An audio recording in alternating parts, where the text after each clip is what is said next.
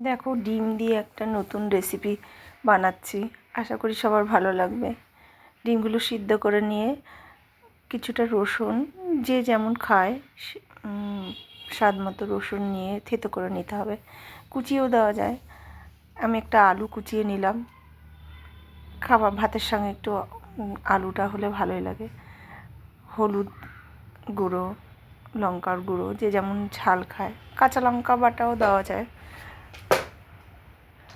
দিয়ে ডিমগুলোর মধ্যে একটু তেল দিয়ে ভালো করে মেখে নিতে হবে সব কিছু দিয়ে।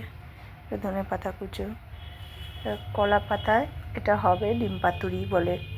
কলা পাতায় প্রথমে একটা কলা পাতায় তেল দিয়ে মাখিয়ে নিতে হবে, যাতে পাতাটা ধরে না যায়, ডিমগুলো নিচে থেকে লেগে না যায়।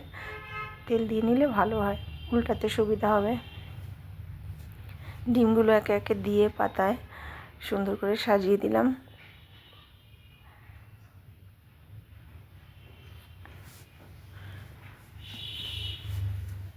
ডিমগুলো সাজানো প্রায় হয়ে গেছে। এবার আলুটা মাঝখানে দিয়ে তাওয়ায় করে এটা গ্যাসে চাপিয়ে দিলাম। একটু ঢেকে দিলে ভালো হয়, আলুটা সিদ্ধ হবে। কিছুক্ষণ মিনিট 5 ঢেকে রেখে আবার ঢাকনাটা তুলে একটু দেখে নিতে হবে। দেখো, বেশ জল ছেড়ে এসছে। আমি কিন্তু একটু জল দিইনি, আলু থেকে একটু জল বেরিয়েছে। প্রথমে একটু আঁচটা বাড়িয়ে দিয়ে পরে একটু কমিয়ে দিতে হবে। আর একটু খুন্তি থেকে নেড়ে নেড়ে দেখলাম যে আলুটা সিদ্ধ হয়েছে। এবার নামিয়ে এটাকে উল্টাতে হবে। আর একটা কলা পাতা নিয়ে ওটাকে উল্টে, দেখো উল্টো পাশটা কি সুন্দর হয়ে গেছে। একটু দাগ লেগে গেলে বেশ ভালো লাগে খেতে। উল্টে দিয়ে সামান্য আবার একটু তেল দিয়ে দিতে হবে। দিয়ে আর মিনিট 3 একটু করলেই হয়ে যাবে। এর উপর থেকে একটু আবার ধনেপাতা ছিটিয়ে দিলে ভালো হয়। ধনেপাতার সেন্টটা বেশ আমার খেতে ভালো লাগে।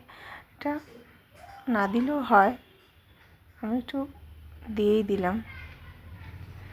হয়ে গেছে প্রায়। ওইদিকে আমার ভাতও রেডি। গরম গরম ভাত, তার সাথে ডিম পাতুরি, একদম জমে যাবে।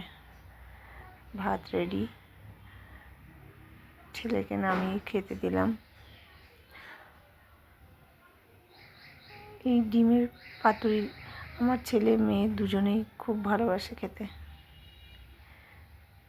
তোমরাও করে দেখতে পারো, দেখবে দারুণ লাগবে। রোজ এক রকমের ডিম ঝোল, ডিমের অমলেট, ডিমের